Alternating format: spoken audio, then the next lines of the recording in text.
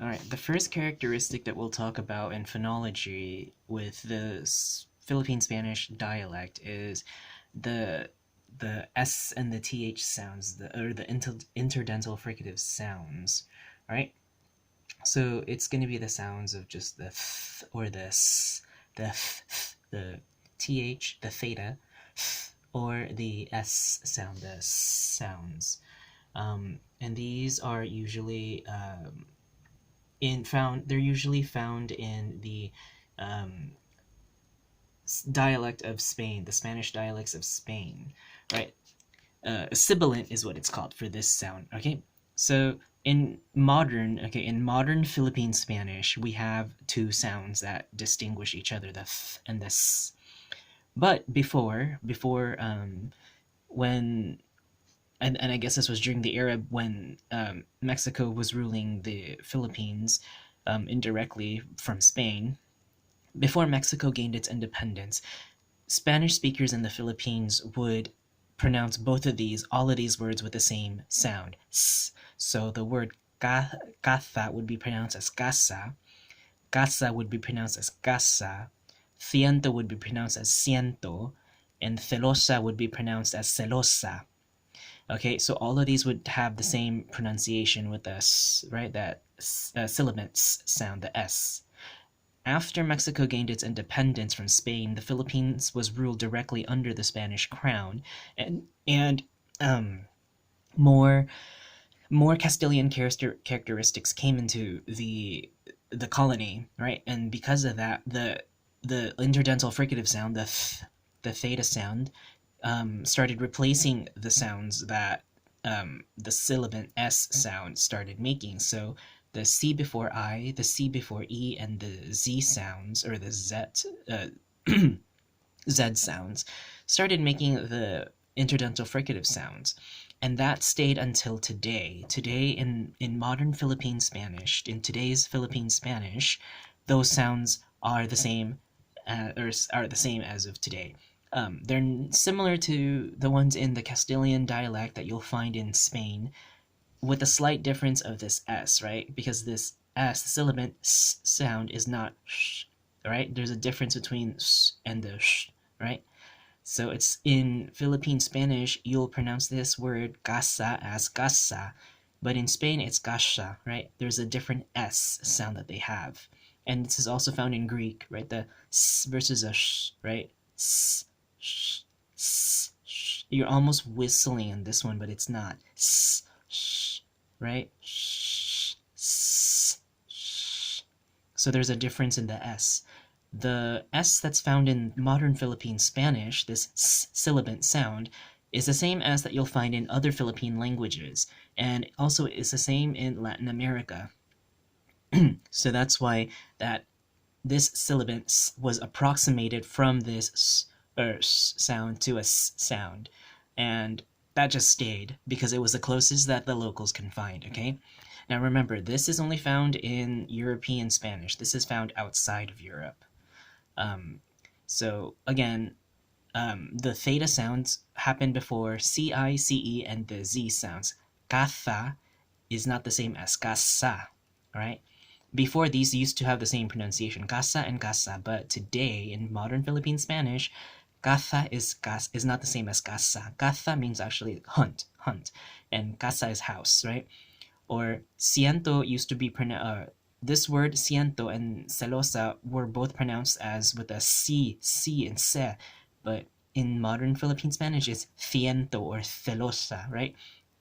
Ciento, celosa, and they're different sounds now with and compared to the s. So we have the ciento, celosa, right? And another thing too is this sh sound. This sh doesn't exist. It doesn't exist in Philippine Spanish, and it doesn't exist in other Spanish dialects except for Argentinian Spanish and stuff like that. But that's a different story. We're slowly talking about the characteristics of the phonetic characteristics of Philippine Spanish, right? Características fonéticas en el español filipino.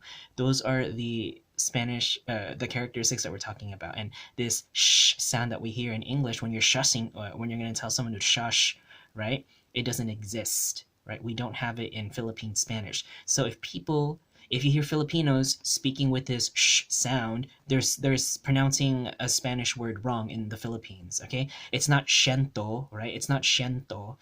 It's ciento, not ciento. It's not gracias. It's gracias. Okay, that sh doesn't exist.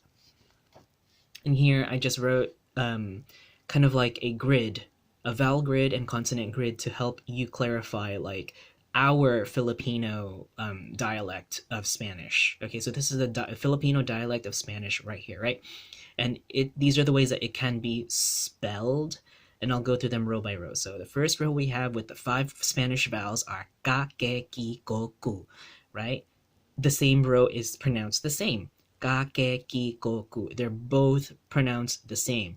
But notice the orthography, okay? The orthography changes because ka was a borrowed letter from another language into Spanish.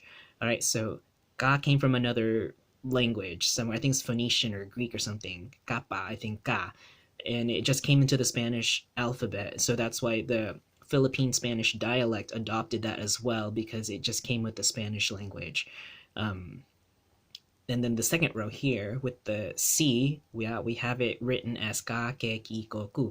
Now, remember, we had to substitute ke and ki because if we put ci and ce there, it's gonna change the sound. Remember, it's gonna change it. So that's why we can't have ka, fe, fi, ko, ku, but ka, ke, ki, ko, ku. Well, what about the Q row?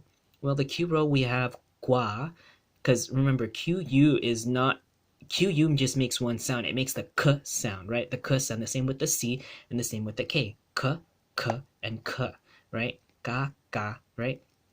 Or here's a good example. Ke and ke. They're the same sounds, just spelled differently. So with the Q, U, E is just one sound. But if we have a Q, U, A, or the other vowels, it makes different sounds. So qua, right? With the Q, U, A makes a qua, ku, a, qua. Well, since this QUE was already used up as ge, how do we make the que sound? You have to use a C, right? Because remember, ku makes the ku sound, and then we add the we get ku que, qua, que, qui, quo, and this last one doesn't exist. Okay, it doesn't exist, but you can spell it with a KWU, ku, right? It's really weird, but this doesn't exist. It's just weird. So qua, que, qui, quo, okay. And the last rows we have sa, se, si, so, su, right? So in Spanish, they can be spelled like this, sa, se, si, so, su. And I'm talking again about Philippine Spanish, sa, se, si, so, su. But that S again, as we talked about, it's not that European S, it's that Filipino, Latin American kind of English S, right? There's a S, not the sh, right? It's a S, not a sh. So anyway, moving here, so we have sa, se, si, so, su, and finally we have the last row. That Z, remember, it doesn't make a S sound, it makes a th. So tha, and then again, because CE was used and CI were used to make a th sound, tha, the, thi, tho, thu, right? Tha, the, thi, tho, thu. And alternately, like ZE and ZI aren't really written in Spanish, but they can exist if you write it this way too. It's just weird because they're not really written that way. Tha, the, thi, tho, thu. So those two are kind of rare and not really existent in Spanish, but everything else can. Okay.